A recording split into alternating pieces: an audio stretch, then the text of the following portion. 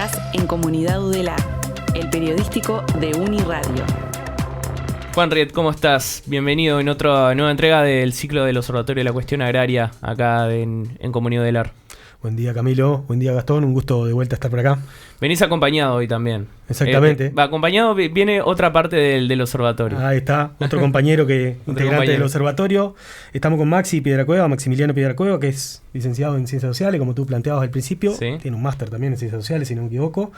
Es docente del Departamento de Ciencias Sociales, Facultad de Veterinaria, y también docente del área de promoción de la extensión, del Servicio Central de Extensión. Y vamos a estar un poco intercambiando sobre política de tierra, acceso colectivo, algunos instrumentos y... ¿Por qué es fundamental esto para el observatorio? Bueno, en definitiva, nosotros analizamos la categoría tierra como categoría analítica porque es la base, en realidad, la tierra es el sustento de la reproducción de la vida, en términos más simbólicos, si se quiere, pero también materiales, pero a la vez que es eso... juega un rol muy importante como recurso productivo, como lo planteábamos la vez el programa anterior, cuando hablamos de los factores de producción, la renta agraria, ¿se acuerdan que un poco lo conversamos? Y bueno, en ese sentido entra a generar ciertos conflictos e intereses diferentes según el estrato social que acceda a ella. En el Uruguay, como también lo planteáramos el programa anterior, la frontera agrícola está extendida en su máximo potencial, no hay posibilidad de expandir la frontera agrícola, entonces, y está toda bajo régimen de tenencia de algún actor, sea privado, que es la mayor parte del territorio, como público, que puede ser una de las herramientas que vamos a trabajar un poco hoy, que es el Instituto Nacional de Colonización.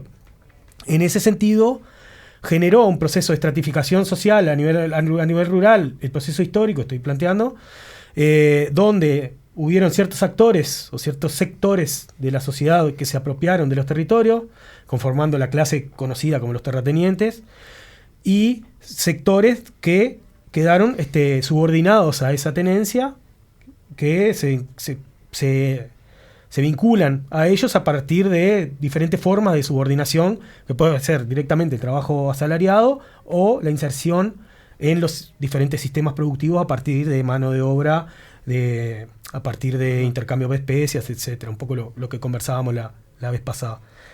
En ese sentido, ahí nosotros analizamos la política pública relacionada a la política de tierra y cómo el Uruguay media, o el Estado uruguayo media en el acceso a la tierra para sus sectores, diferentes sectores. Tenemos, por ejemplo, toda la parte de colonización acá, de parte del Estado, ¿no? Exactamente. Ahí capaz que, bueno, primero darle el buen día a Maxi, que medio que ya arrancamos de sopetón, y que Maxi ahí un poco nos explique, bueno, esta lógica de por qué para nosotros es importante pensar la política de tierra como relevante para el observatorio. Bueno, gracias. Buen día. Buen día, Maxi. Bien, ahí creo que una cuestión importante para pensar por qué hay una política de tierra en primer lugar, y en segundo lugar, por qué a un observatorio de la cuestión agraria les da interés el análisis de la política de tierra. Como bien decía Juane, la tierra en sí mismo como recurso tiene una particularidad que permite apropiarse de otros recursos a quien controla su uso: el sol, el aire, el agua, cuando llueve, cuando no llueve. Pero es un recurso, un bien muy particular en lo que tiene que ver con los sistemas productivos. Por lo tanto, el control de ese recurso determina también el control que pueden haber sobre otros procesos productivos en general. En ese sentido, el Estado, un Estado social, como es el que tenemos aquí en Uruguay, o de corte más social desde prácticamente sus inicios, tiene que tener de alguna forma una política concreta, o sea, una decisión, una voluntad desde el aparato estatal de asegurar y controlar el uso que tenga ese recurso tan particular, ¿sí? Ese es un poco el sentido de por qué es importante que exista una política de tierra que no en todos los países y no en todas las formas de Estado existe. Eso por un lado. Por otro lado, la política de tierra puede tener una que es una política de acceso a la tierra, que es concretamente lo que vamos a ver hoy, en el Uruguay, encabezada por el Instituto Nacional de Colonización, que es el órgano creado para eso. Pero por política de tierra también pueden haber otras políticas como las medioambientales, la de cuidado del uso del suelo, etc. Hay políticas sobre lo que sucede con el recurso de tierra, hay varias. Concretamente, lo que vamos a conversar hoy es política de acceso a la tierra. ¿Por qué hay una política de acceso a la tierra? Sería otra pregunta. ¿Por qué el Estado tiene que hacerse cargo de que algunas personas puedan acceder de forma casi que subsidiada al recurso de tierra, que es lo que sucede en el país? Y ahí va un poco la historia del Instituto Nacional de Colonización, que en realidad surge por una demanda de organizaciones sociales, que eso creo que es algo interesante para lo que se sucede después actualmente.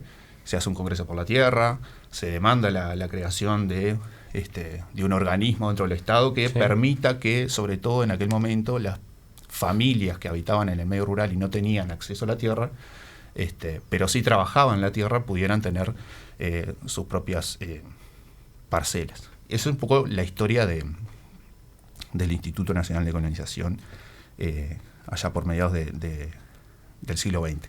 A nosotros, como Observatorio de la Cuestión Agraria, nos interesa particularmente saber cómo evoluciona o cómo evoluciona no en sentido positivo, ¿no? Cómo se han dado los cambios o cómo se van dando los cambios dentro de esa política de tierra que a lo largo de la historia ha tenido como muchos idas y vueltas, ¿sí? Tuvo un auge la colonización en su momento, después en otro momento casi lo hicieron desaparecer, después en los últimos periodos de gobierno más progresista volvió a tener un auge muy grande y ahora volvió a tener otros cambios.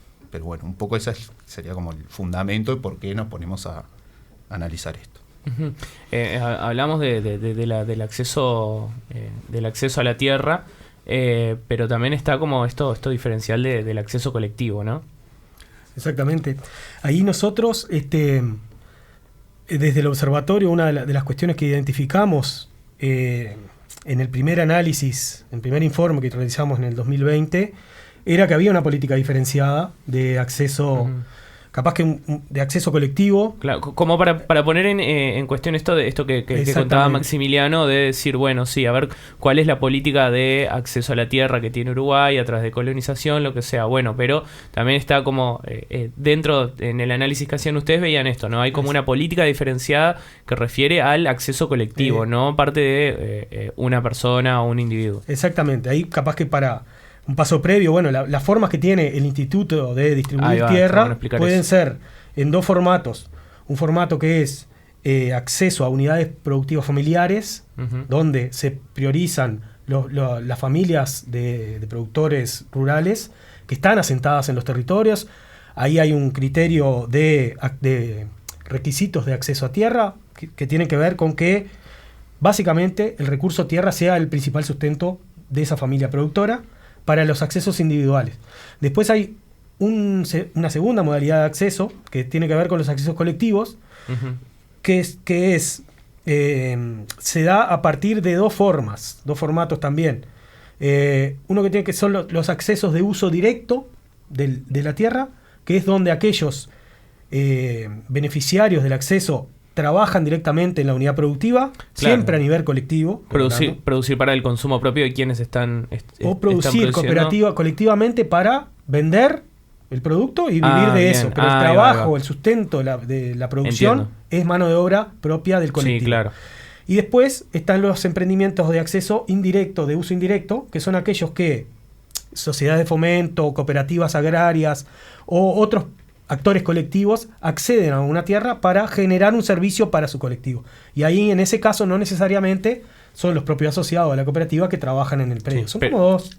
Pero se genera trabajo también. Exactamente. Son dos formas que tienen sectores organizados colectivamente de acceder a predios o a tierra para expandir o generar un nuevo proceso productivo.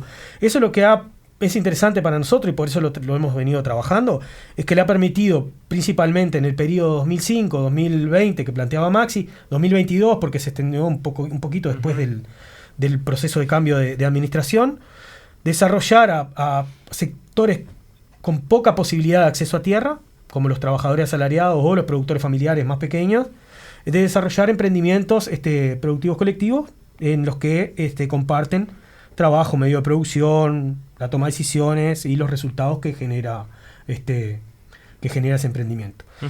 Ahí, como dato, así como resultado que fuimos observando y nos parecía un poco interesante, bueno, en esa lógica, y por qué lo planteábamos como una política diferencial de los gobiernos progresistas, esta cuestión del acceso a la tierra de forma colectiva, es que hubo un incremento.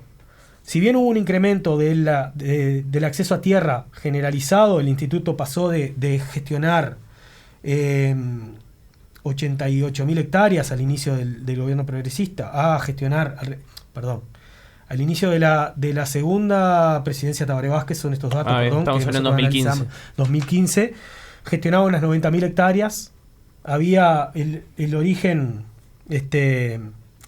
los predios asociativos, ¿no? Estoy hablando, perdón que estoy medio entreverado acá. El acceso colectivo del instituto representaba unas 80.000 hectáreas. Bien. En el 2015.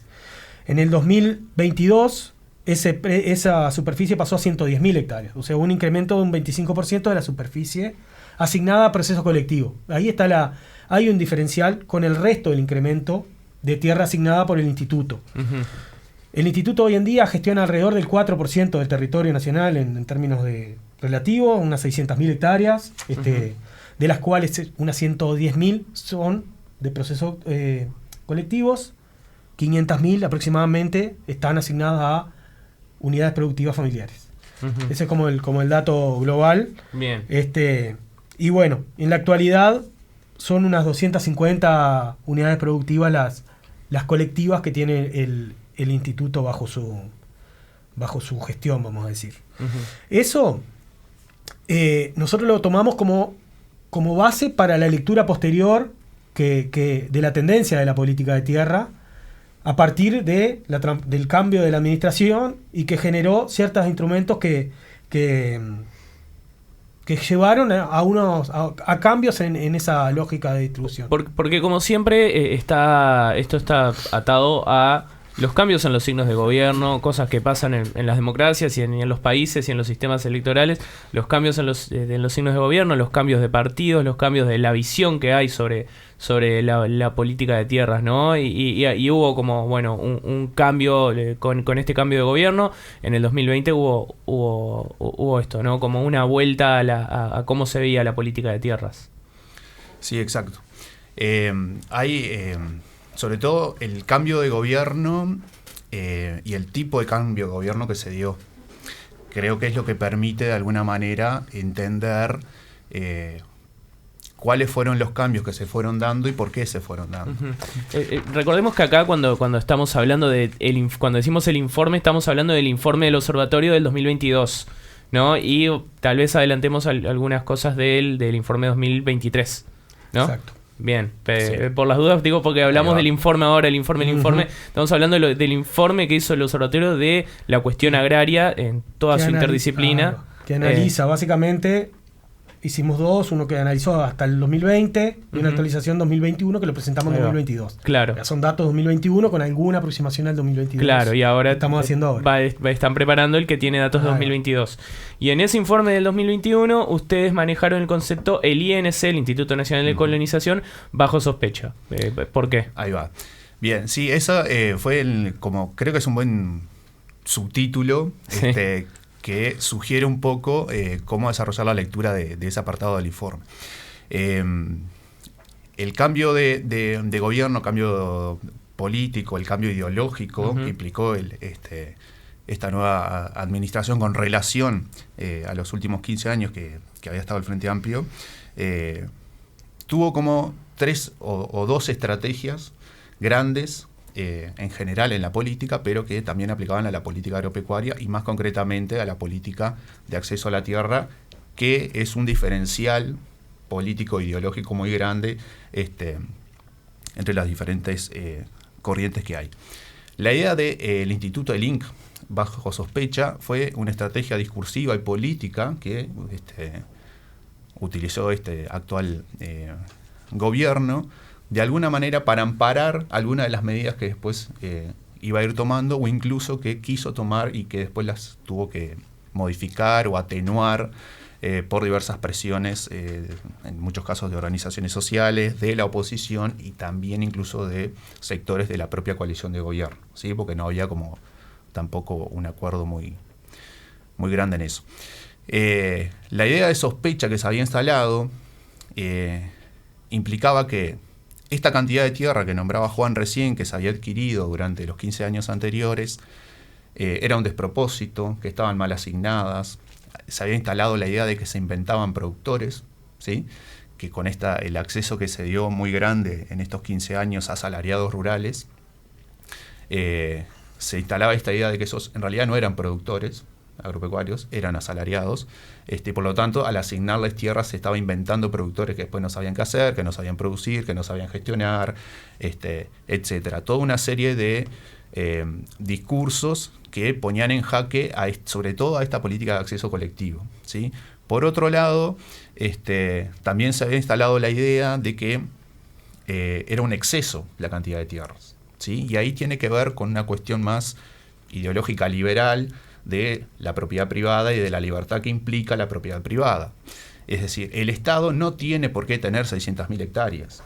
En realidad no debería tener, que fue antes del último gobierno de Jorge Valle, cuando se redujo a la mayor expresión, digamos, el Instituto de Colonización. Colonización en ese momento vendía tierras, vendía, se deshacía de tierras. Porque la idea imperante era esa, el Estado no tiene por qué tener tierras. La tierra tiene que ser propiedad privada de las personas, ¿sí? Entonces también se había instalado esa idea de que se había comprado demasiada tierra, que era un exceso, que no, y bueno, una de las decisiones fue que no se compra más tierra en general. De hecho está el dato, 46 hectáreas compró, en un promedio de 8.000 hectáreas por año que se venían comprando en los últimos 15 años del gobierno progresista. En 2022, 46. En el 2022 se compraron 46 hectáreas, ¿no? Como un reflejo, un indicador muy claro de cuál es la propuesta con relación a la política de acceso a la tierra. Junto con toda esta cuestión más discursiva y política, esta administración de gobierno utilizó como 3 grandes instrumentos de política pública a nivel legislativo, ¿sí? Por una parte, la ley de presupuesto quinquenal, ¿sí? Que es como lo que después demarca o delimita las posibilidades presupuestales que tienen todos los organismos del Estado. La última ley de rendición de cuentas, que lo que hace es, en todo caso, con los recursos que habían sido asignados en la ley de presupuesto, poder reasignarlos de alguna forma, pero no permite grandes incrementos. Y entre medio de ese proceso, la ley de urgente consideración, ¿sí? Fueron como 3 instrumentos legislativos que utilizó esta administración para introducir modificaciones. En lo que tiene que ver con lo presupuestal, al Instituto Nacional de Colonización le pasaron quizás como 2 grandes cosas. Una, que tenía partidas permanentes y estables de ingresos para comprar tierra, y se las sacaron. A través de impuestos, en realidad, ¿no? Y eso pasó a financiar el fideicomiso para asentamientos, supuestamente. Una parte sí, era la idea. Ahí va. En la ley de presupuesto ya le quitaron algunas partidas permanentes, y en la ley de rendición de cuentas lo que sí hacen es un fideicomiso que había sido creado para la compra de tierras, que lo gestionaba el Instituto Nacional de Colonización. Ese fue el fideicomiso que fue para el plan, lo que es el plan avanzar hoy en día. Ahí va. Que eso fue un fenómeno muy interesante porque la estrategia discursiva que hubo alrededor de eso fue lo que nosotros creo que en el informe lo nombrábamos, hacer el enfrentamiento de pobres contra pobres, ¿no? ¿Quién tiene derecho a recibir la plata del Estado? Y era la gente que vive en asentamientos o personas del medio rural, asalariados rurales o productores, pequeños productores, ¿no? ¿Quién tenía el derecho a qué? Y eso lo que generaba era que un enfrentamiento además urbano-rural típico. Claro, asentamientos que vienen en las periferias de las urbes o personas que están en un contexto agrario. Exacto. Sí, instalaban ese debate político a nivel de la sociedad. Vayamos, Maximiliano, a las reflexiones generales que deja el informe respecto a estas observaciones. Bueno, creo que una conclusión un poco general, tiene una primera y después que Juan siga, es que la política de acceso a la tierra está siendo de alguna forma desmantelada y sustancialmente modificada. Esas son como grandes cosas. Una de hecho, algo que comentaba Juan recién sobre el perfil de colono, ¿no? Quienes pueden acceder a la tierra, eso es algo que se modificó con la LUC, por ejemplo, y habilita que no necesariamente tenés que vivir en el predio, o sea, cambia sustancialmente también quienes pueden ser adjudicatarios, digamos, de esas tierras, y sobre todo hay un estancamiento a nivel presupuestal, o sea, sin plata, y en todo caso un apoyo crediticio que se les va a dar a los colonos, que también es una medida tanto polémica, que la ayuda del Estado sea fomentar o promover el endeudamiento. Claro, son créditos que después vas a tener que ir devolviendo. Es como, pero bueno, creo que en términos generales ese es como un primer resumen hasta el 2021 de cómo venía la política. Perfecto. Sí, ahí creo que una de las como para cerrar ahí, ya estamos sobre el tiempo. Una de las reflexiones que nos surgía era esto que planteaba Maximiliano, de cómo se fue generando un nuevo contexto institucional que permitió y se tuvo un corolario en el recorte presupuestal, pero también en la desafectación de tierras, que la ley de urgente consideración habilitó a desafectar tierras que eran de la cartera de tierras del instituto, y por lo tanto a eximir de responsabilidades al instituto sobre lo que se desarrollaba, y se reinserta esa tierra, se podría reinsertar esa tierra en el mercado de tierra general, y a un detenimiento de 15 años de ampliación de la cartera de tierras que venía dándose en este proceso que también decía Maximiliano, con sus bemoles. No estamos haciendo, ni no lo hacemos tampoco desde el informe, una oda a cómo fue la estrategia o la política de acceso a tierra en términos de la gestión, de las gestiones anteriores. Sí estamos constatando una realidad, un hecho concreto. De una reducción y una pérdida presupuestal a partir de algunas herramientas e instrumentos jurídicos y políticos se ha desarrollado, se ha desmantelado el único instrumento, en definitiva, de acceso que habilitaba el acceso a tierra a los sectores más postergados a nivel rural. Bien, bueno, Juan, Maximiliano, muchísimas gracias por esta participación acá en la tercera entrega del ciclo del Observatorio de la Cuestión Agraria de nuestra Universidad de la República. Nos estaremos hablando dentro de 15 días. Muchas gracias, Camilo. Gracias a ustedes. Y estamos a la orden. Facebook, Uniradio. Twitter, @Uniradio Udelar. Instagram, Uniradio Udelar.